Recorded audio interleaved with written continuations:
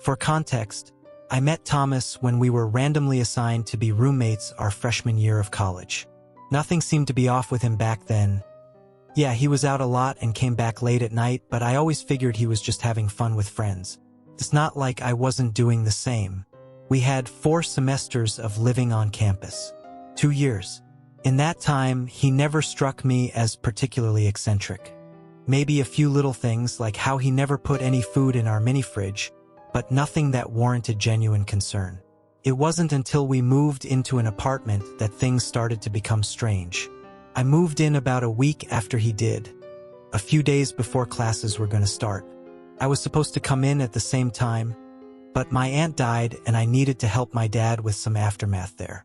It would have kept me longer had the start of the semester not snuck up. But that's beside the point. We viewed the apartment together initially, and it was a pretty nice, cozy place. Not exactly modern, but sure as hell cheap enough to make it worth it without said price being shady. Neither of us were bothered.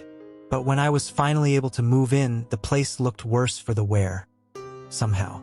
Significant enough that I noticed immediately. The paint in some places had started chipping severely, something Thomas didn't even react to when I pointed out. The floors were mostly fine, but a few of the boards creaked particularly loud, which I hadn't noticed at our viewing. Again, enough that it bothered me and still not enough for Thomas to give a damn about it. Then there was the fact that the lock to the remaining bedroom, mine, was broken. A problem not very easily fixable on a college budget. I asked Thomas about that one, making sure he actually answered me, but he just kind of shrugged it off and told me he hadn't noticed it. But still, okay, whatever. Weird, but probably not a big deal besides losing our security deposit. It didn't matter. The semester started, and the weeks progressed. And that was when I started noticing things about Thomas. Living in an apartment instead of a dorm was the most distant he'd ever been. It's not like he was ever super talkative, but now it seemed like he'd only glance my way and move on, unwilling to do more. In fact, he only really talked to me if it was to snap at me about being clean or quiet. With the former, he was only a little bit of a clean freak back in our dorm, incessant about his own side, but he only got really pressed about it if any of my mess seeped into his. Here and now, though, it really shined through how bad it was. He never touched my room or anything, but the rest of the apartment had to be spotless or he'd be pissed. A few times more recently, he's thrown out my stuff because I hadn't touched it in too long, whatever that means. Nothing devastating, but one of those things was a spare charger I had to dig out of the trash and then get sprayed down with Febreze for. Nothing short of annoying is what I'm getting at here. Why he suddenly became really anal about it was anyone's guess at that point. As for the being quiet part, that was an entirely new issue. Thomas never gave a damn if I was loud while playing a game before, but suddenly now it was worth slamming my door open without knocking over. I asked him to maybe be a little more polite about the issue when it came up, but I was again sort of just brushed off. Still, it rubbed me the wrong way how suddenly angry he was getting about the issue. Yes, it was my fault and I got better about it, but what the hell was with the switch-up? Yet I still just wrote it off. Maybe he had some mental or emotional stuff going on he didn't want to talk about. I could be patient with him, sure, but it got worse. A roommate who clearly labels what food is his in the fridge is nothing to be mad about. Still, a few weeks into the year, I did a deep clean of the refrigerator, one that, to be fair, I had meant to do as soon as I moved in. But it was too late for that, and now I had to take everything out to scrub it down. Only a few things were his, most of them in the freezer. I took them out, setting them aside to clean it up quickly so nothing went bad. Probably no reason to worry about that, but whatever. Once I was done, I was checking over everything as I put it back in when I noticed something with his name on it had an especially pungent smell. It was awful enough that it made my nose instinctively wrinkle up. I put it back down, hastily shoving everything else back into the fridge before turning to it. Nothing really weird, just a piece of meat in tight saran wrap that looked to be still a little bloody. Frowning, I started unwrapping it to make sure Thomas hadn't put rotten meat in the freezer. The odor only got more foul as I did. It was a smell difficult to describe, Though it was what I was worried about, it didn't smell like rotting meat. It just smelled like death. Before I actually unwrapped the whole thing, it had a lot of layers, something I only questioned after the fact. Thomas came home and stopped dead in the doorway. "Why are you touching my shit?" He stormed over after a second, snatching the meat off the table and immediately starting to rewrap it. His hands were shaking. "It smells disgusting, man," I told him, stepping back a little. "I wanted to check it wasn't rotten." "It's not. I'm on a diet," he snapped. "Don't take my food." "I wasn't taking it," I hissed back. "Don't touch it." Thomas stuffed the meat back into the freezer at that, then swiftly retreated to his room, barely opening the door and sliding through, leaving me to scrub my hands of that horrible stench. It was then that I really got suspicious of Thomas. The other weird things layered onto that incident that made me start observing him closer. I wasn't trying to stalk my roommate by any means, but looking past the surface made me notice some more things. How half the creaking boards were in front of his room, how he always slipped into his room like he was hiding something in there, that most of his labeled food had that same disgusting odor of death when I checked. Well, sniff tested them. After the first time, I was a little scared to unwrap another one.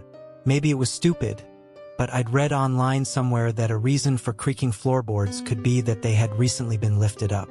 So another little investigation started, this one intentional. When Thomas left for class, I started checking under the boards, and it wasn't long before I turned up something. A handsaw, off-putting thing to be hidden under my feet, to say the least. It looked pretty well worn, clean but used. Aside from the saw, lifting the board let me see a mysterious reddish-brown blotch stained into the underside of it. That was enough for me to put the board back and stop thinking about it for now, at least until I could come up with a plan. I had a film major buddy, and I managed to convince him to let me use an old video camera of his for science. I hid it in a plant and aimed it at the door to Thomas's bedroom at leg level. Set up to stay at said friends for the night, and then let it play out. In hindsight, a mediocre video camera was a really shitty pick for this, but it did the job enough. I didn't get a live feed or anything, and I was left to wallow in anxiety the whole night. But when I got back while Thomas was out the next day, I could dig the camera out and watch what it showed me. After charging it anyway, caught 8 hours of footage before dying. Most of it was nothing, which I sped through until Thomas was suddenly pulling up the floorboard. I jumped back and let the video play. Thomas walked into frame, emotionlessly kneeling down and yanking the floorboard up, pulling the handsaw out and putting it down again. He walked into his room, seemingly stowing it away, then left again for another hour or so. When he came back, there was a woman our age with him. They were talking quietly enough that the video camera didn't pick up the words, but I could make a guess what it was about. They disappeared into his bedroom, the lock clicking loudly. It remained quiet for another moment, before the worst, most horribly unsurprising sound met my ears. A woman's scream being cut short. I could barely watch the next 2 hours of footage, all that remained before the camera died. But I did. I sat there in horror watching Thomas's legs walk between his bedroom, the kitchen, and the door over and over again, bringing things, wrapping up pieces of meat. At one point near the end, stopping to sit at the table and eat something. I could only guess what. I think typing this out has helped me process it a little, but Thomas is going to be home from his class soon. I'm kind of terrified to leave the room when he's here. I'm worried he knows that I've got him figured out, or at least under enough suspicion to warrant police involvement. I can't confront him. That's a horrible idea. But I think I hear his keys jingling, so I'm going to have to pass him if I want to go to the cops. Wish me luck. If there's no update, well, you know what happened to me.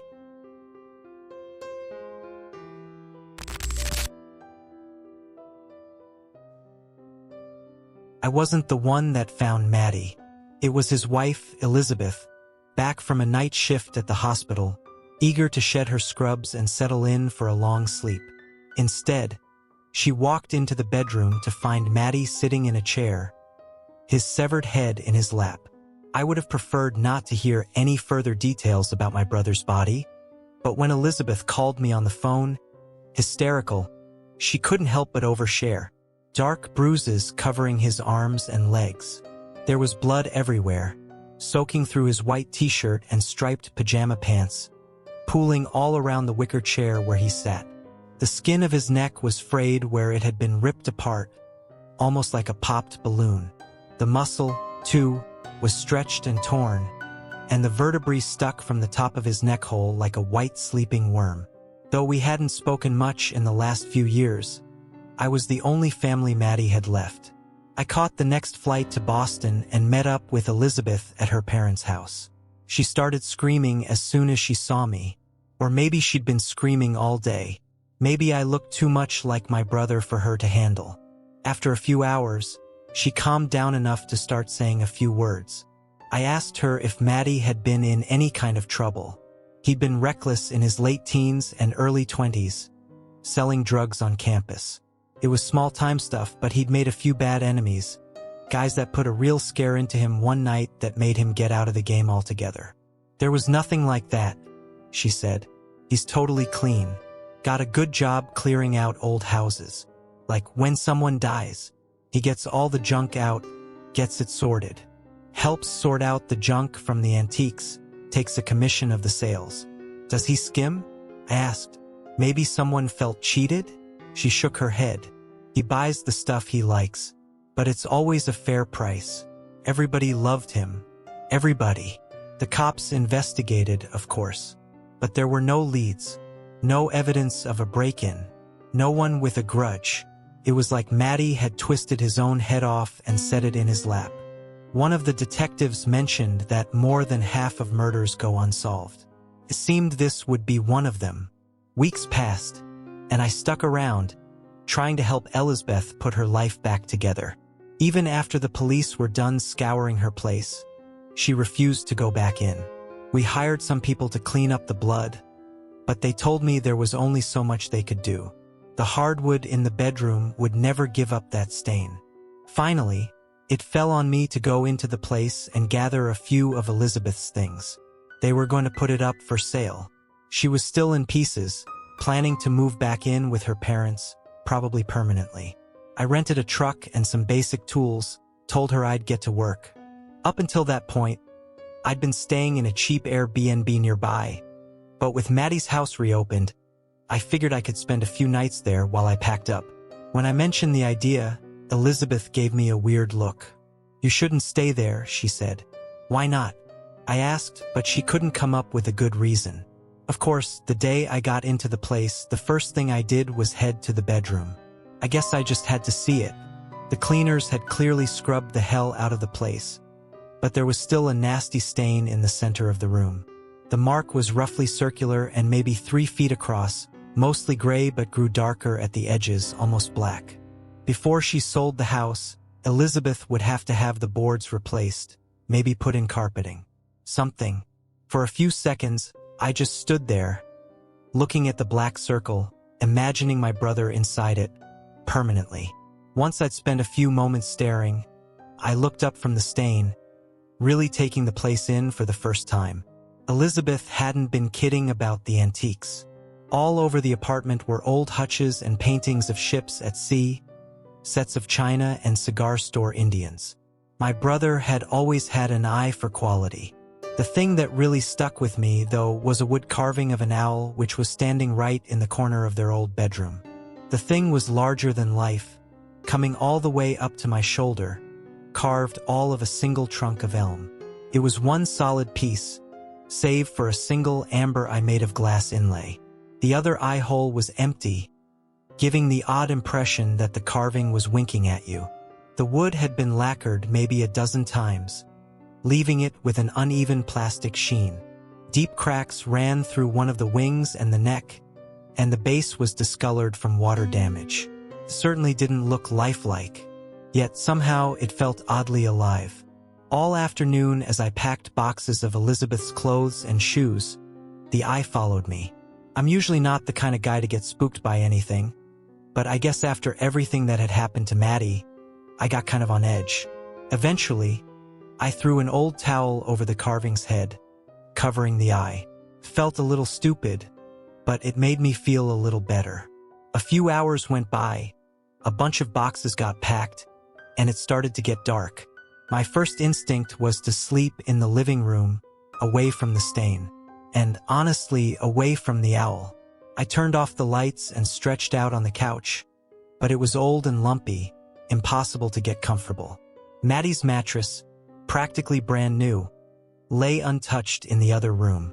Finally, after maybe an hour of rolling around, my back aching from the day of hard labor, I grabbed the blanket and headed for Maddie's old room, carefully walking around the black circle. As I tossed the blanket on the bed, I looked in the corner of the room at the owl carving. The towel I'd tossed over its head lay on the ground now. I wondered how it had fallen off. Maybe I'd been careless when I covered the statue in the first place. The eye caught the moonlight, watching. As stupid as it made me feel, I got up and walked over, picking the towel off the floor. As I did, I heard a distinct sound, something like rats' feet skittering inside the owl. I jumped back halfway to the bed, still holding the towel in my hand. For a moment, I stared at the carving, daring it to move, waiting for another sound. Nothing. The whole time, though, even as I was watching it, the amber eye watched me. Slowly, I walked back to the carving and threw the towel over it. Then, I backed across the room to the bed, not quite realizing I was stepping through the black circle on the floor. Finally, I collapsed onto the mattress, curled under the blanket and fell asleep. I woke to a cracking sound. First, everything was still. Then, through the moonlit near dark of the room, I watched as the owl statue began to move. First, its left wing pushed out from inside. Then its right. The wood pushed out perhaps 5 inches, revealing something black and skeletal inside. It looked almost like the Transformers Maddie and I had played with as kids. Unseen robots pushing out through the plastic panels of a vehicle to reveal their hidden, shiny bones. I lay transfixed as 2 thin, black legs pushed out hidden panels near the owl's base. The black legs, at least, they seemed like legs, couldn't have been much wider than a curtain rod. They pushed all the way down to the floor. Then the whole carving began to move toward me. The wood swayed on some unseen thing inside it, some too thin creature wearing the wooden owl-like armor. I looked for a way out. I could have jumped through the window, but I was on the 2nd floor. And the thing was moving too fast now anyway. As it reached the bed, it reached out, its thin black arms growing impossibly long, its hands flattening and growing wide like dinner plates. Then it placed them over my ears and everything went black. I woke to find myself sitting on a wooden chair from the kitchen. The owl must have brought it in while I was passed out. It had placed me inside the black circle. I thought of Maddie sitting here just like me not that long ago. I tried to move, but the long black rods that I'd assumed were the owl's legs bound my ankles to the chair. Its hands still gripped my head, their grip only slightly more relaxed than when it had first grasped me. The carving itself stood only a few inches in front of me. Though it fixed me with its amber eye, I could see now that the other eye hole was now open, revealing something black and moving inside. "What are you?" I asked, barely able to speak. I think it laughed. At least it sounded a little like a laugh. "I'm not quite an owl," it said. Its voice was low, echoing out through the cracks in the owl's wooden shell. "I'm not quite a person either. Some days I feel closer to bird, some days closer to man. But actually, I've been around long before owls ever flew." Of course, it continued, owls are generally far less interesting than humans. They're basic creatures. Give them a moonlit night and a field full of frightened mice, and they'll be happy. So happy. Every single time. For humans, nothing is ever enough. Clicked its tongue, then got quiet. "But there is one area in which owls truly excel, which I have always admired," it said.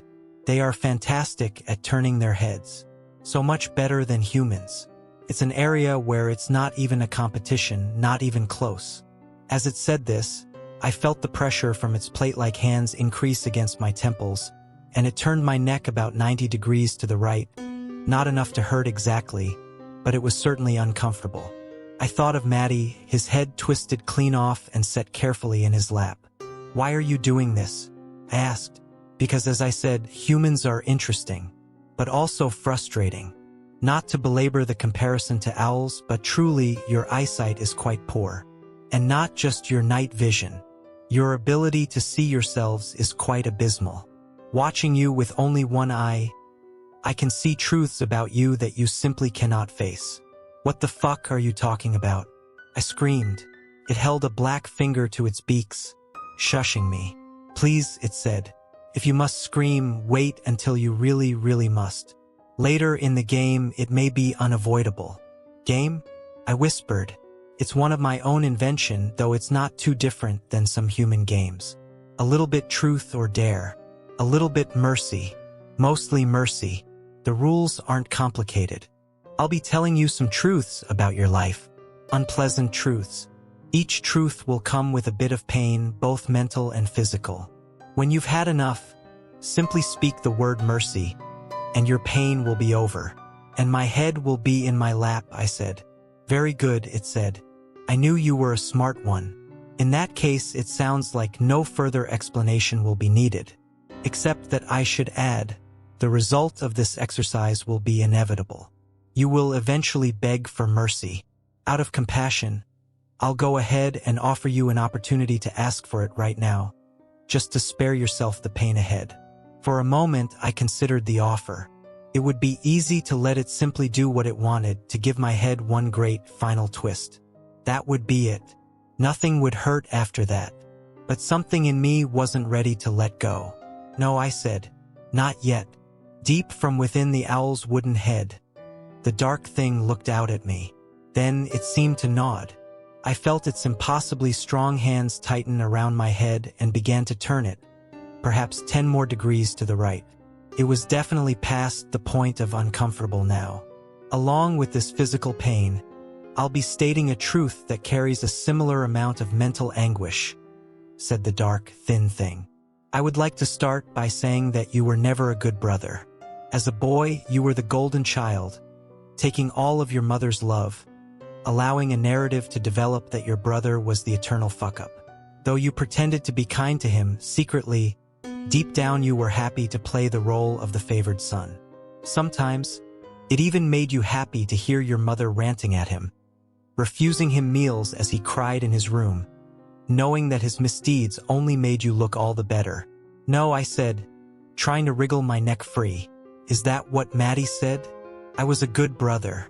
After Mom used to tear into him, I'd go to his room, bring him snacks when she threw his dinner in the trash. I took care of him." The thing's hands tightened around my head, turning it ever farther. "That happened once or twice," said the thing. "It was little comfort to your brother. More often than not, he went to sleep hungry, well aware that no one loved him, least of all you." I wanted to say more, but I knew it would only bring pain. I held my tongue. "Even in adulthood, you let your brother flounder," it said. "It would have been so easy to help him out with a few $1,000s. You knew he was destitute, selling drugs to make ends meet. He would have blown that money in a week," I said. "Might have gone on a bender, gotten himself killed." And oh, it shouted, growing angry at me now. "You were selfish. You wanted to see him twist in the wind. You wanted to be superior." It twisted my neck 5 more degrees.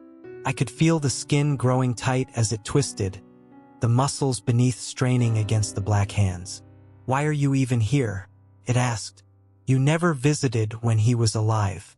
Perhaps it actually frustrated you to see him getting his life together. Or is it Elizabeth? You always felt she was too good for Maddie, but you always secretly had a little crush, didn't you? Maybe now that he's dead?" "No," I said, and hot tears were starting to roll down my face. "I was just trying to be a good brother. I swear." "Too late," the thing shouted. "Too late," twisted my head again. I felt a wetness on my skin and wondered if I had begun to bleed. "Mercy," the thing shouted. "Simply say the word and this will all be over. Your brother suffered far less. "I'm sorry, Maddie," I said, just talking into the dark. "I'm sorry. I did my best. I really did love you, always." "Mercy," shouted the thing. "Just keep going," I said. "It'll be over soon enough. But I'll never ask for it. Never."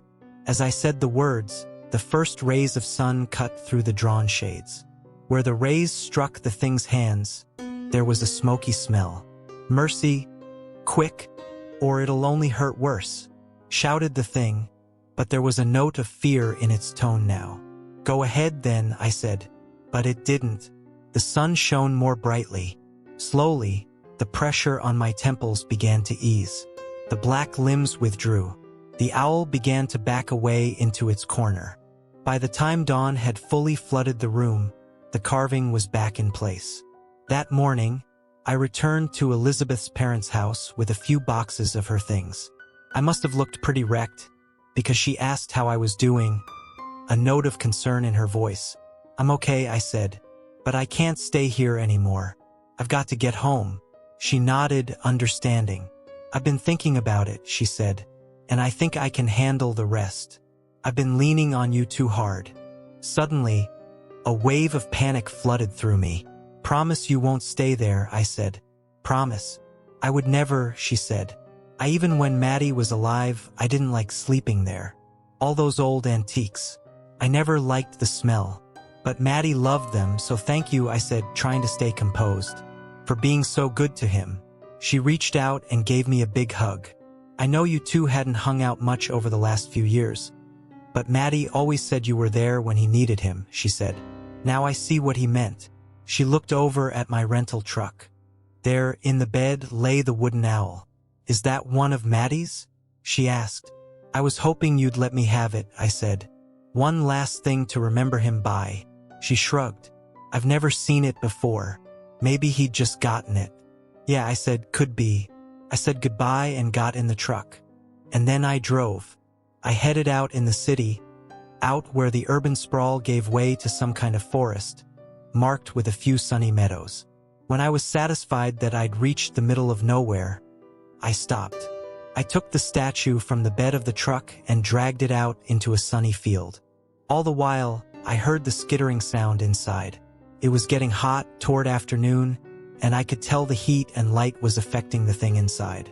I knew the wood was full of little cracks. Some of them must have been big enough to let the light through. "It's still only noon," I said. "Not quite the hottest part of the day. That'll be hours from now, maybe at 3 or 4. I wonder if you'll make it that far." A small shriek emerged from inside the owl. I ignored it. "Now, over in the truck, I've got a saw," I continued. "I could cut this owl shell of yours right in half and let the light take you. And I will. But first, I'm going to need you to ask for mercy."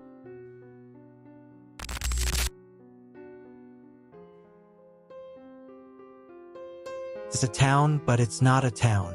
Sure, it has a post office, a few shops, restaurants, office blocks, even a small local cinema. It has job opportunities and a burgeoning suburbia.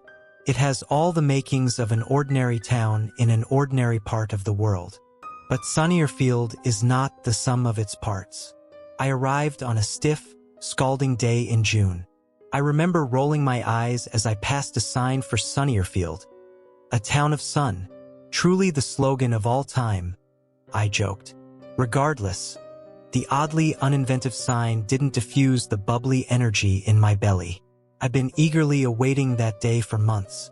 I'm a journalist for an online magazine, so I was ecstatic to write an article about a new town. However, as I drove along the main road, passing rows of cloned houses, I wasn't sure how I'd begin. It's hard to describe Sunnyerfield, after all. The town has no identity, other than the smiling face it wears so well. A mask not quite snug enough to conceal its falseness.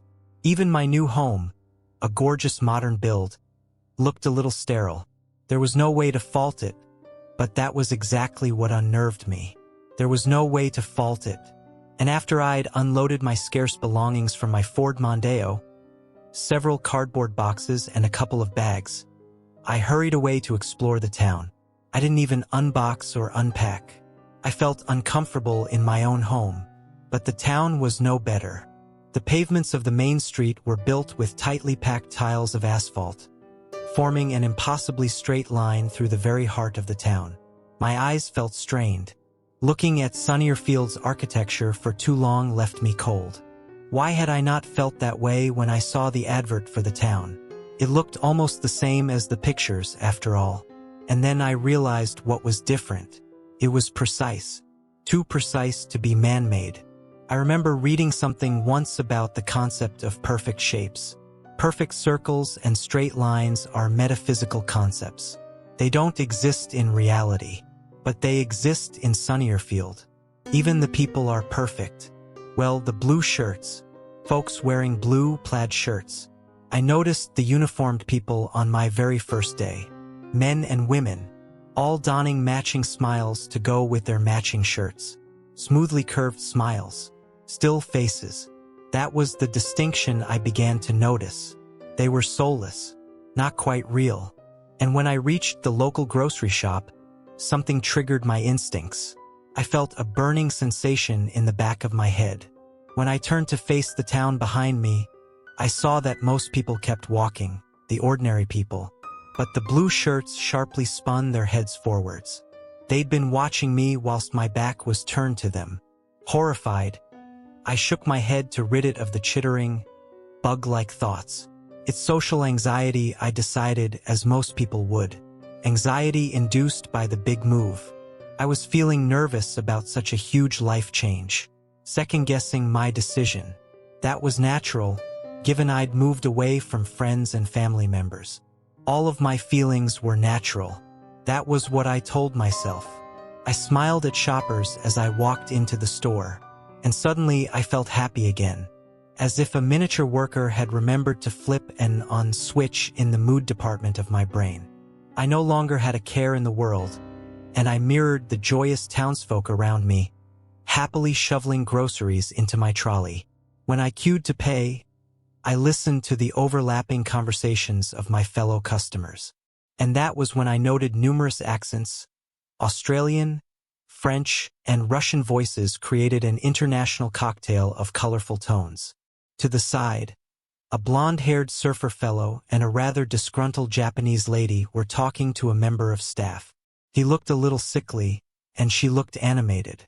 As for the worker, he was a man of average build, average height, and average weight. In fact, his entire appearance was utterly forgettable. Other than the blue shirt he wore. Hey, a jovial American voice sounded behind me. I turned to face a beaming man with bulky glasses and a comforting smile. A man of small size but not spirit.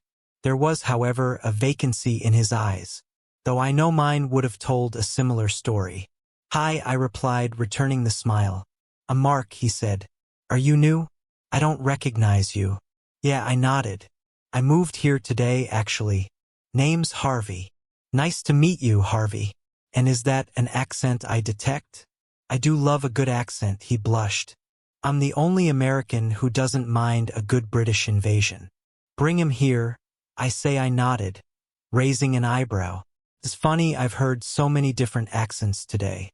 Who knew that people all over the world would want to move to an English town? Mark's bright smile faltered for a second, and then it returned, as if he'd been reset. But he spoke in a whisper. Actually, Harvey, is everything okay? Folks? An artificial voice asked. My head snapped around, and I faced the member of staff who had been arguing with the upset man and woman. The elderly lady was absent-mindedly walking down one of the aisles, but the blonde-haired man had disappeared from the store. We're fine, Ainsley, Mark smiled. Okay, the worker replied, though he was staring at me. And you, sir? I nodded slowly, and the staff member quickly walked away. You said his name. Do you know him? I asked. I know all of them, Mark whispered solemnly. I didn't know what he meant. Well, Ainsley had a strange energy, I said.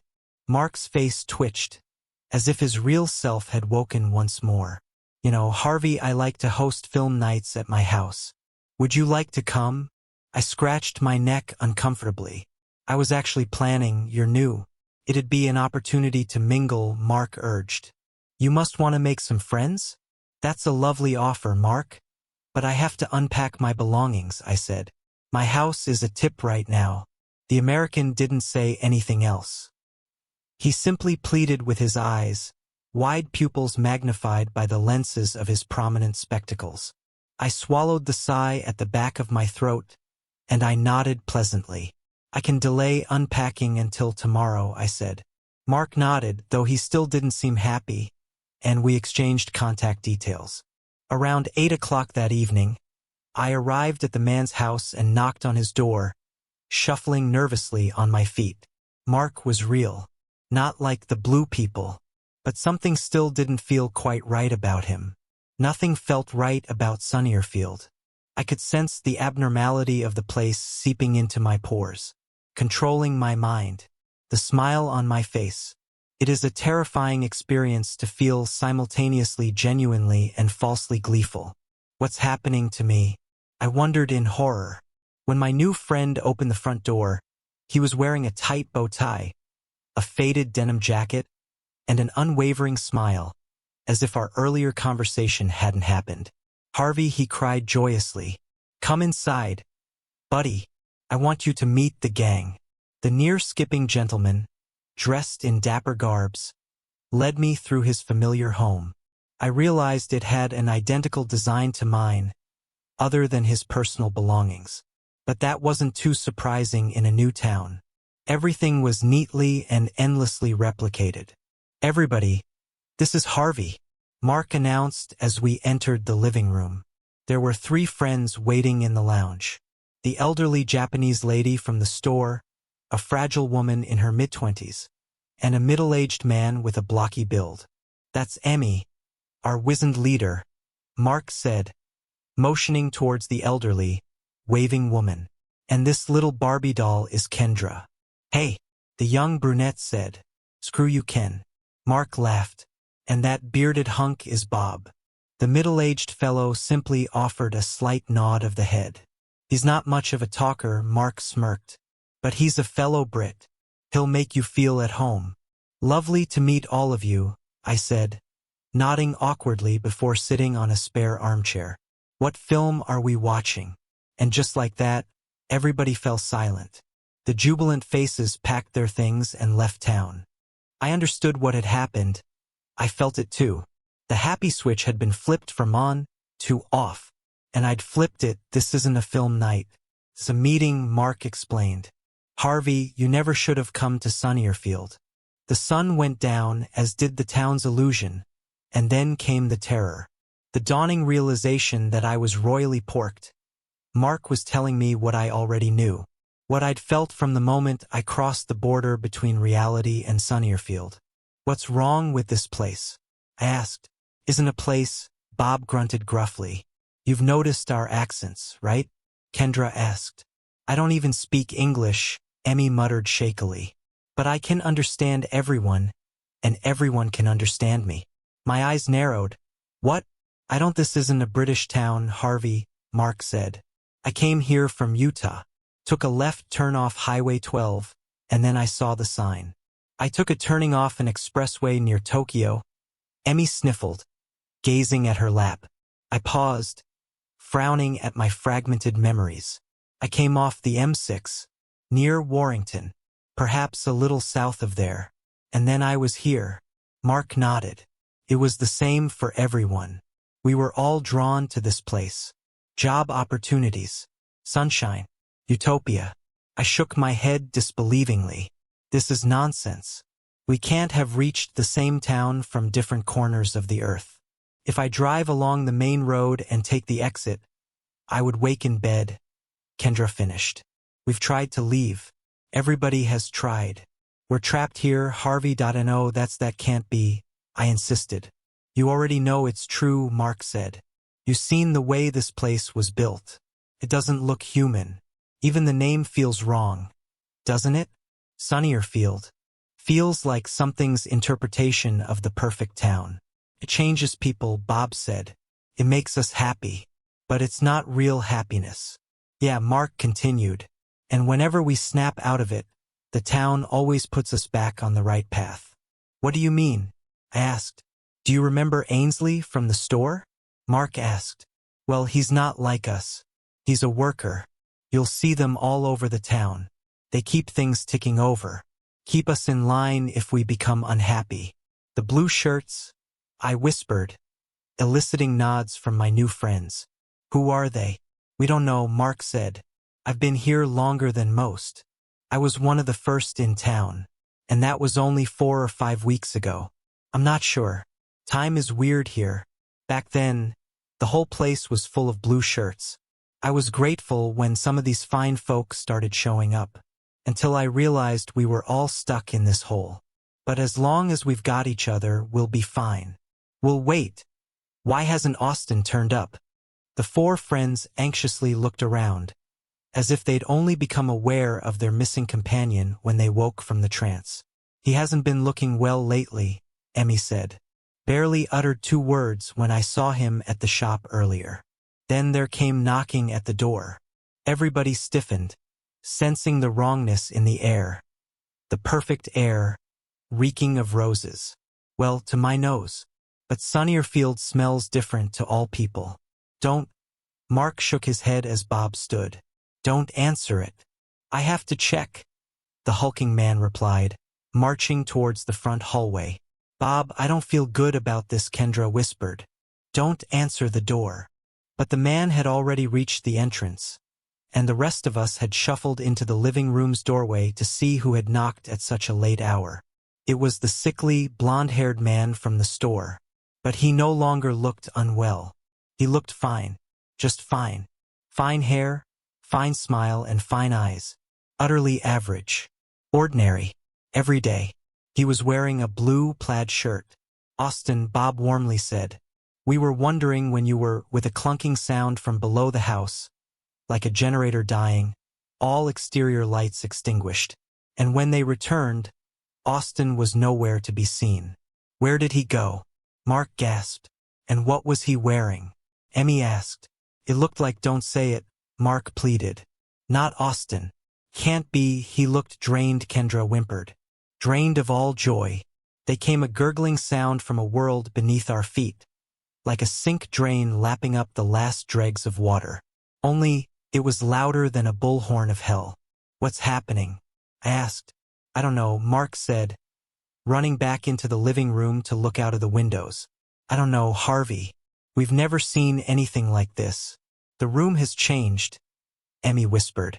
The old woman nodded at her surroundings, and we all looked around.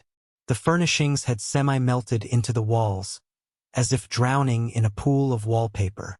And Mark's photographs, lining the mantelpiece, all displayed an identical picture of Sunnierfield's Main Street. What? Kendra screamed. Guys, the living room door had vanished. Any time something slipped out of sight, it changed. I was too afraid to take my eyes off anything in the lounge. Too afraid to blink. And when I looked at Mark, the window behind him had also disappeared.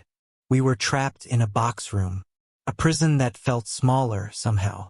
It wasn't just that there were no exits. It simply felt different. And if it were shrinking, it must have been doing so whenever we weren't looking. Mark yelled, pointing at one of the photos on the mantelpiece. We all gathered around a framed picture much like all of the others, except it displayed a moving shape. A figure was walking down the road, striding closer. Austin, Bob grunted. How is he? He's walking towards us, Emmy whispered, backing away. And I did the same. All of us did the same, except for Kendra. She stood still, transfixed by the man walking towards the front of the photograph. Kendra, get away from it, Mark barked. What are you doing? Kendra began. Before she said anything else, a hand burst through the frame, ripping a hole in the photo and shattering the glass, encaging it. Austin's fingers seized Kendra's neck and lifted her from the carpet. His demonic face followed. The lifeless face of something that used to be a man. A face neither happy nor sad. Forgettable.